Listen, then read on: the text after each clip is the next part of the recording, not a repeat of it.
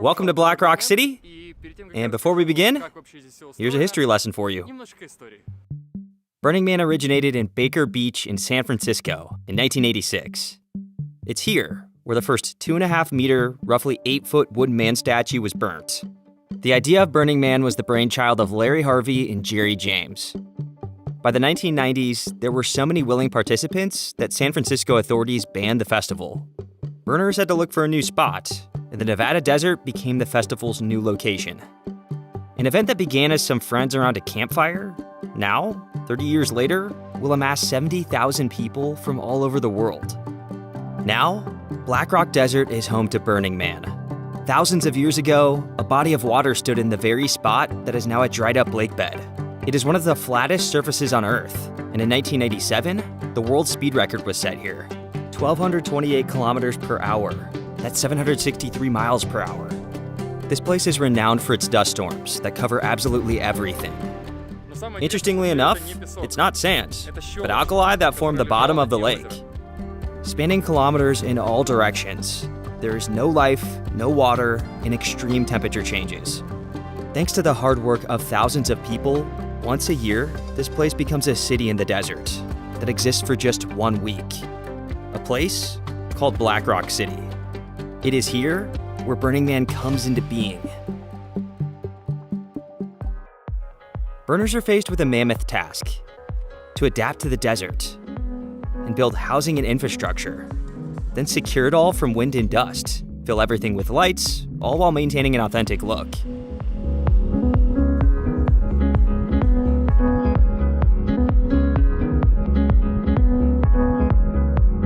The main challenge lies in the lack of electricity in the desert, and everything has to run off generators, from the smallest to the largest industrial ones. Fuel for the generators, of course, must be brought in as well. Solar panels are also a thing here. There are AEZ areas in Black Rock City, where 100% of electricity is derived from alternative sources. People bring a crazy amount of furniture and construction materials, with the sole aim of building a city in the heart of nowhere. And 2 days into it, the city starts to shape up. It's a phenomenal sight to behold, such an organized place raised in the middle of a desert. Not many cities in the world can boast the unique characteristics of Black Rock City. Everything is thoroughly thought out. Just like with any typical city, there are main and secondary streets, central and more quiet residential areas. All streets are exactly 12.2 meters, or roughly 40 feet wide, marked long before the first burners begin to arrive. Black Rock City forms a semicircle, and just like with any watch, all the streets are named in time: 345, 215, 230, and so on. It makes it really easy to navigate around, providing a good understanding of where you are. A massive field in the middle of this semicircle is called Playa, serving as the epicenter to all the roads in the city. Right in the middle of Playa, there's a human statue called the Man. It is the central and the main structure in town. Although Black Rock City looks small from overhead, it's extremely vast in reality, and getting from one end of Black Rock City to another can take over an hour on a bicycle. Keep in mind that it's a city that houses a population of 70,000 people. Black Rock City has a well-defined boundary, a so-called trash fence that is meant to stop trash being blown out of the city. The trash fence runs as a border of the city and is only 0.5 meter tall, or about 1.5 feet tall, making it easy to climb over. Still, it's virtually impossible to sneak in, and local police are constantly on the lookout. Black Rock City must adhere to the laws of Nevada and the US, being patrolled by federal police and local rangers who are mainly pro-burners. The local speed limit is 8 kilometers an hour, or 5 miles per hour. And just like any other normal city, Black Rock City has an airport, a local newspaper, post office, and even has its own zip code, 89412. There's a landline. It works. There are 430 fire extinguishers scattered across the city, and each has its own QR code. There's a hospital, municipality, and even traffic jams, just like in your typical city. However, Black Rock City is not a typical city.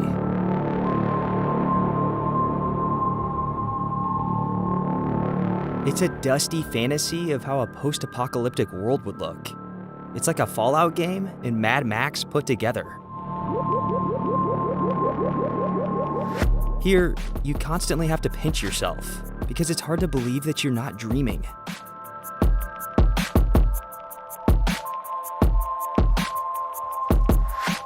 You find yourself surrounded by steampunk installs, people in futuristic attire,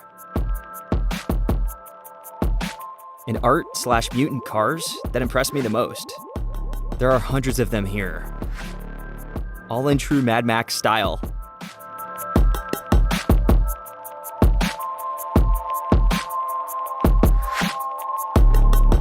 The way these cars look is limited only by the owner's imagination. You come across submarines that plow through the vastness of the desert, horse carts with strippers on top, fish, scorpions, and other strange, futuristic, and questionable vehicles. There are so many of these here that even a week is not enough to see them all. You just don't have time.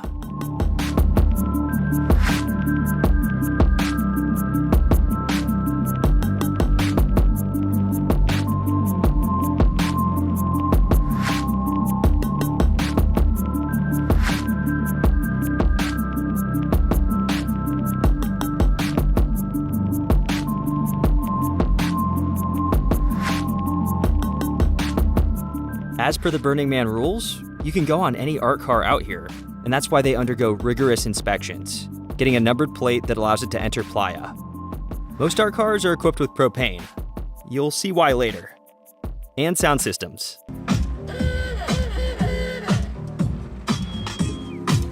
Almost all of them are mobile dance floors that you can climb into to join the party, or just hop around the city.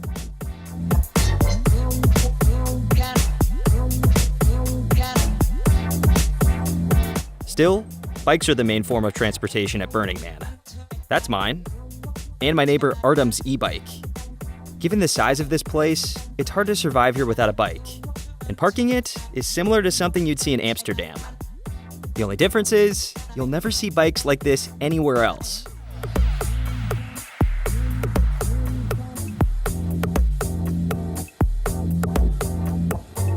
Everyone goes all out to customize their bike. And not just to stand out, but to make it easier to find your own bike amongst the chaos.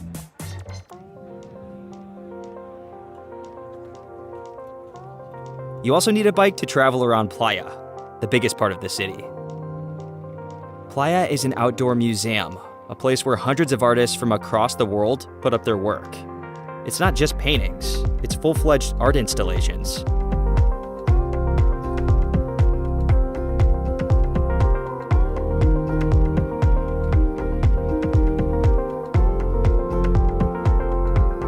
Playa houses over 300 structures, and we'll take a closer look at them later. But for now, hopefully you get the idea of how massive this place is. Which brings us to local laws, which is an extremely interesting subject. Black Rock City is a utopia, a place that doesn't exist anywhere else. But here, albeit not for long, it does exist. Once you create a city of your dreams, it naturally follows to have the laws of your dreams that would never work in real life. Nevertheless, here, they do. The first law refers to money, and money can only buy you coffee and ice. As for all the rest, there is a 100% discount. Everything is free of charge here.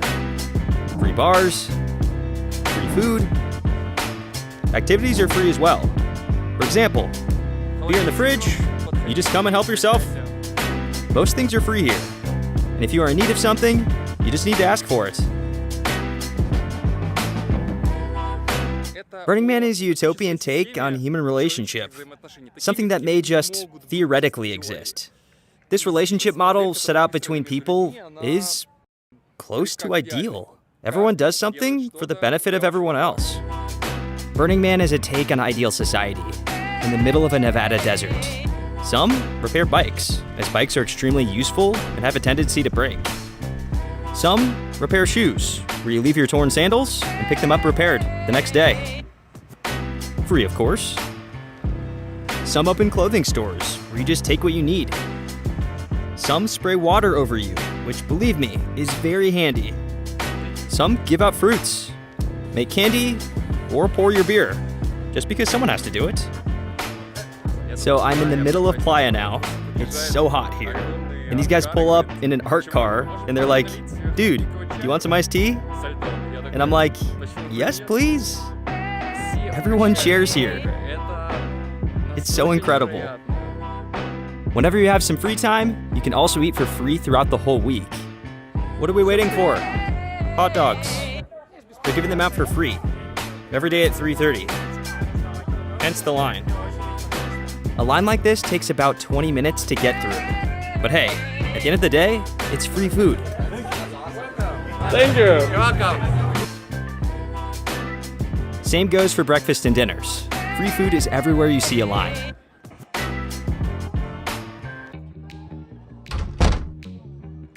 I guess there are around 1,000 bars in Black Rock City, and alcohol can be found on every corner. You can even find craft beer bars with a selection of over 15 types of lager. Don't forget, guys, this is a desert. The procedure is simple. You bring a glass, and that's it. They get the hint. Surprisingly, those who invite you to their bars actually insist that you come in and drink. Like, really insist. They stop you on the street and push you into their bar. US laws allow alcohol consumption once you turn 21, which is why you may be asked to show your ID. So many burners will just print a scan of it on their glasses. I forgot to mention, everyone carries their own glasses, since plastic tableware is pretty much non-existent here. All due to the next law that asks to leave no trace. The law requires that it looks like no one was ever even here. There are no garbage cans here, and you must take all your trash with you. You can dispose of it at the exit for $10 to $15 per bag. Same goes for water. Where will you dump this water?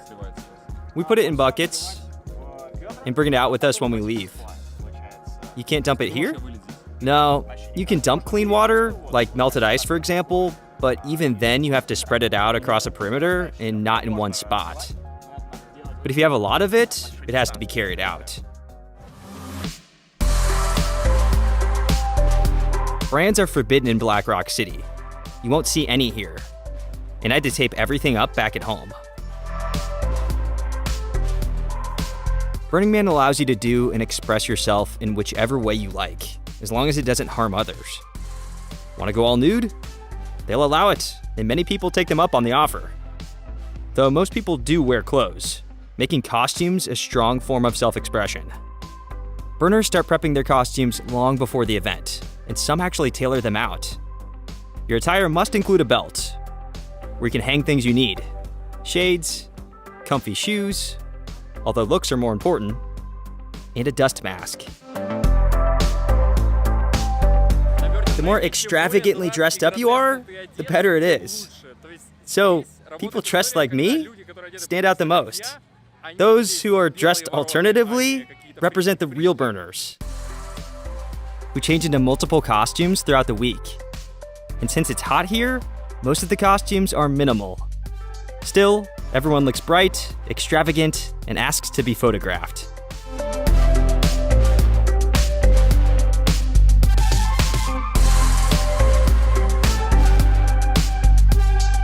As for general living, tents are the most inexpensive option. But since it's really hot, some people opt for special thermo tents. Some live in trailers, while the 1%ers come in luxury RVs. Everyone strives to add some coziness to their living quarters, and some manage to hit the sweet spot, given the fact that we're in a desert.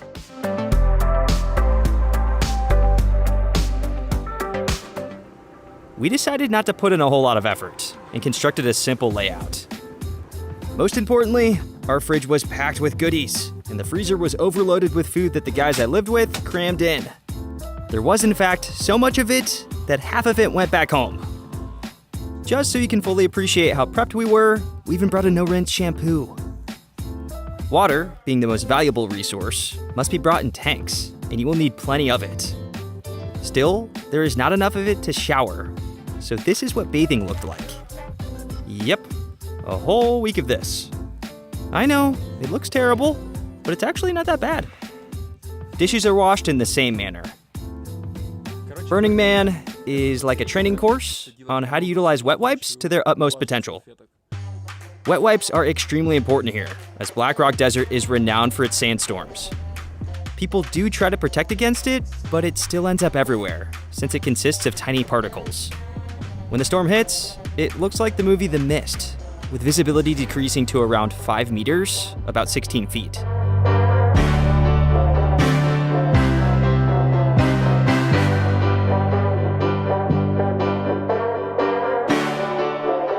These storms are pretty spotty, meaning that it may be fine now, but in just a few minutes, you can't see a thing.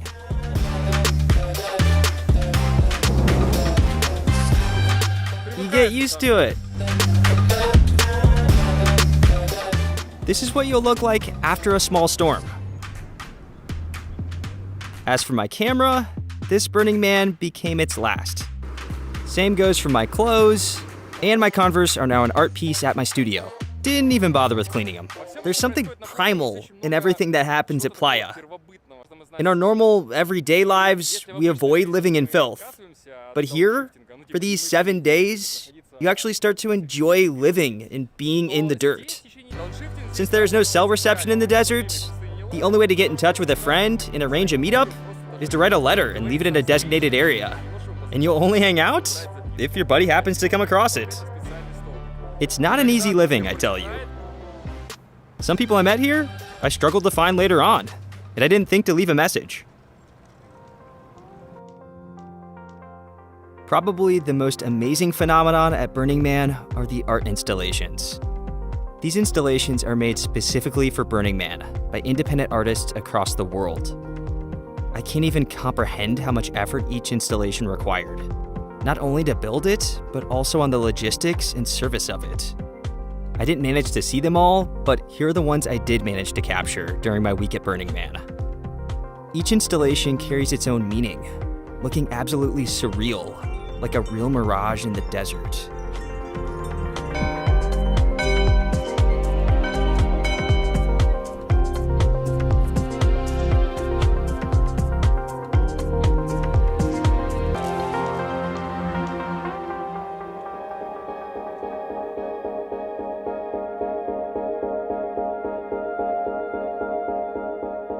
There are some substantial preparations that lead up to nightfall. As of 1993, it has become a tradition to turn on kerosene lamps to light up the street that leads to the Man. There are special people for that, called lamplighters. They repeat this procedure on a daily basis. At dusk, everyone tries to climb up as high as possible to take in the sunset that settles upon Black Rock City.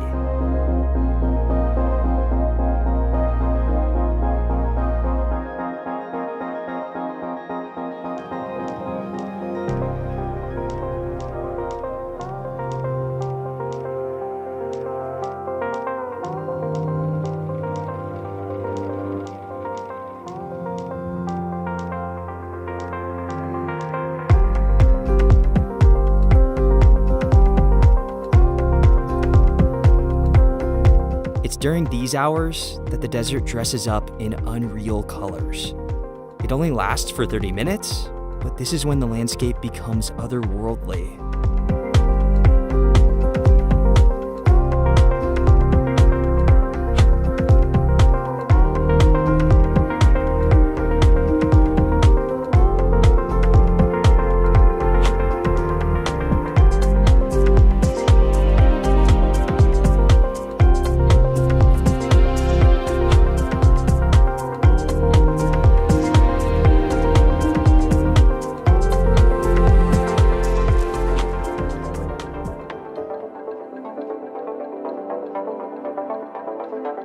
Getting ready for the night means costumes. As the sun goes down, the temperature decreases, and furs become a needed part of your attire. The night also means lights. There are no central lights in Black Rock City, so the more visible you are, the less of a chance there is for you to get run over. That is why all the bikes become Christmas trees, with dozens of flickering lights, and each bike becomes a mini light show of sorts. Same goes for the housing. Burning Man is 24 hours of non-stop events, and there's something happening here every minute. Night, though, is the most active part of the day. I wouldn't be wrong saying that there are two different Burning Mans, Day Burning Man and Night Burning Man. Because by night, everything changes completely. Black Rock City starts to look like Las Vegas, and the amount of light is insane. Everything is lit up, resembling an amusement park, and the nighttime traffic also gets crazy. Everything is moving, everything makes sound. Even the most lazy people in Black Rock City pull up to Playa. There is, of course, a good reason for it, because the installations are unbelievable.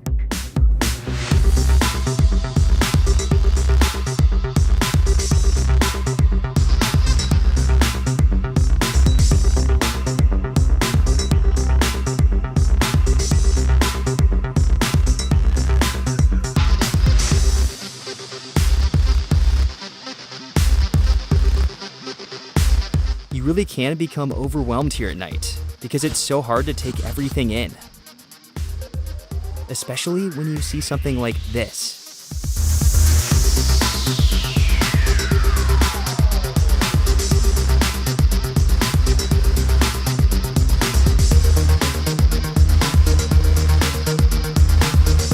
This is crazy. You're just cycling around and then you see a Boeing plane with people dancing on top of it. It's nuts, guys. It really is. Yeah, a real Boeing 747 turned dance floor got pulled onto Playa a bunch of times. Still, the main night art car is the Mayan Warrior. This moving dance floor reaches the furthest parts of Black Rock City, followed by hundreds of bikes.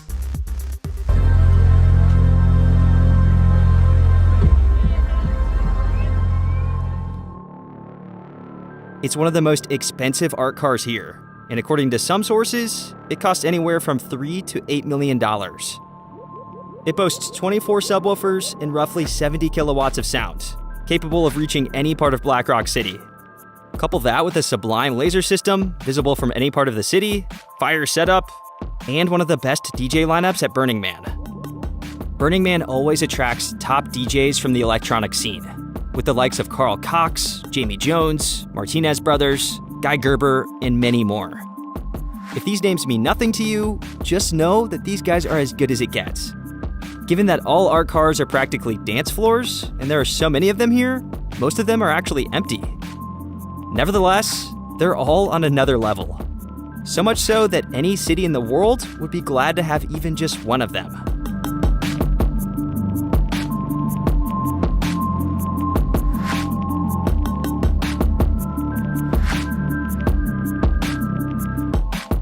Obviously, electronic music is not the only thing that can consume you.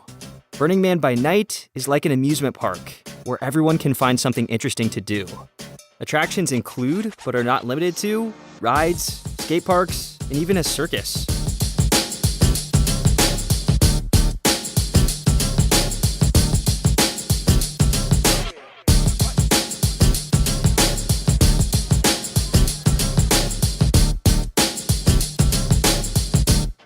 This place was one of the most popular. The goal is to push your opponent down to the mats.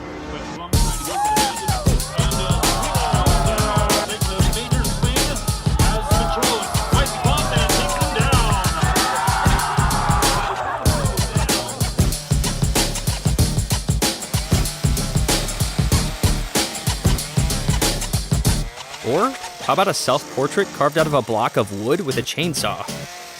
Not too shabby. There are a lot of bands, and this funk band got me hooked.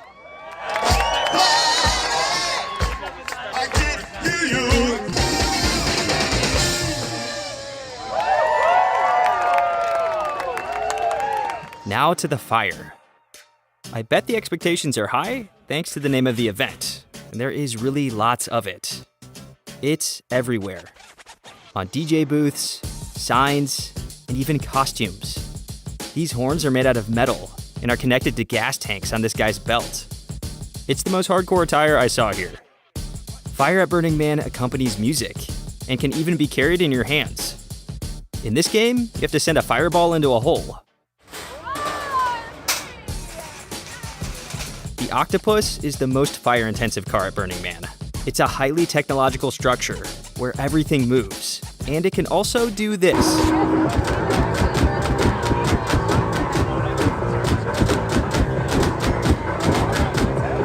Still, the best fire-related thing I saw was the fire tornado that anyone can try making. You're given a burner, and a row of fans point against each other. And if everything clicks, this is what you end up with.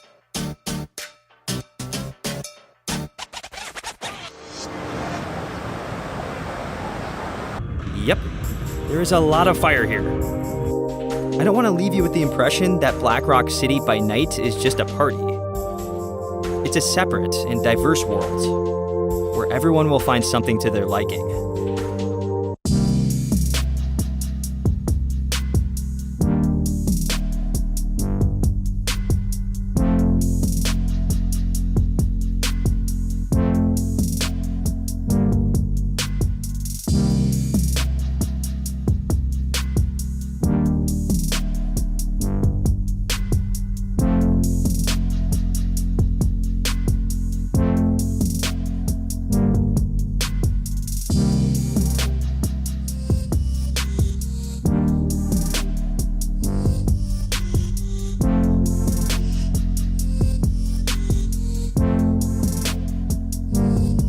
Just as I promised you earlier, here are the art installs by night.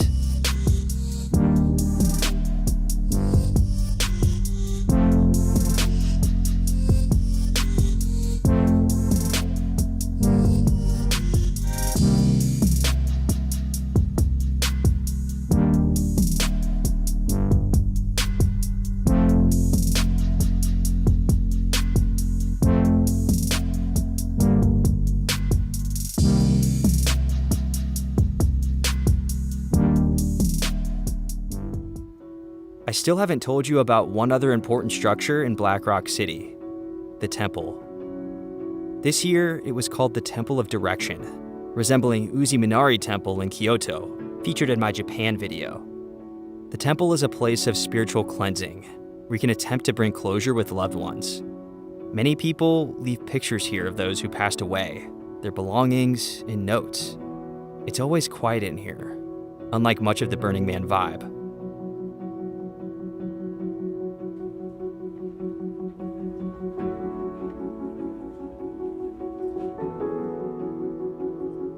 Together with all of the other structures on Playa, the temple, with everything that is left inside, will be burned at some point during the week.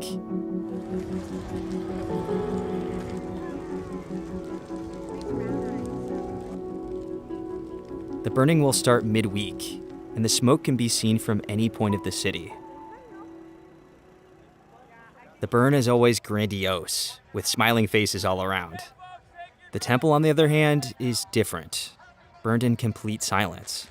As for other art structures, the burn becomes a show in and of itself.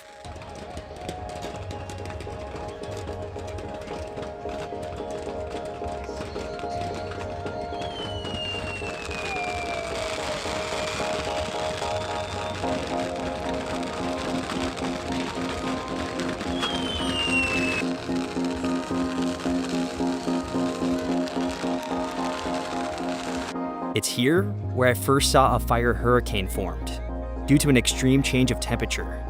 Houses are burned in less than 10 minutes.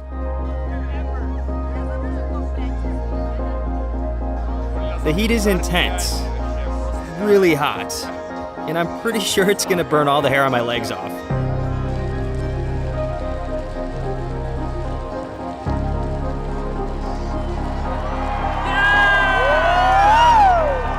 The burn continues throughout the week, and Saturday becomes the day when the whole city comes together, the whole 70,000 person community.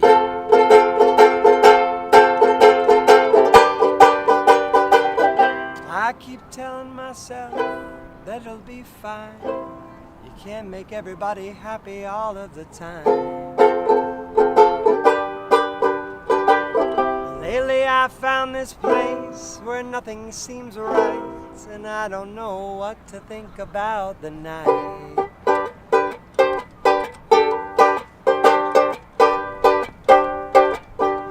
Yeah, it's cold in the darkness, and we don't know where we're gonna go.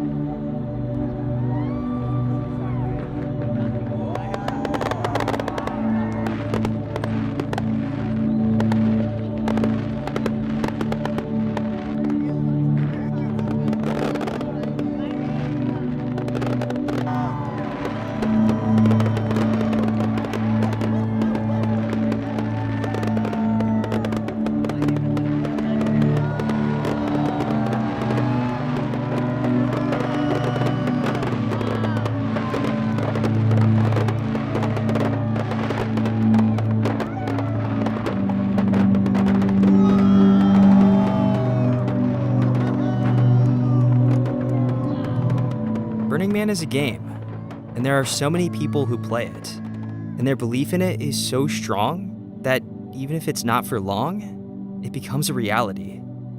There won't be a summary in this episode, as the only way to genuinely understand Burning Man is by fully immersing in it. And that is what Utopia is all about.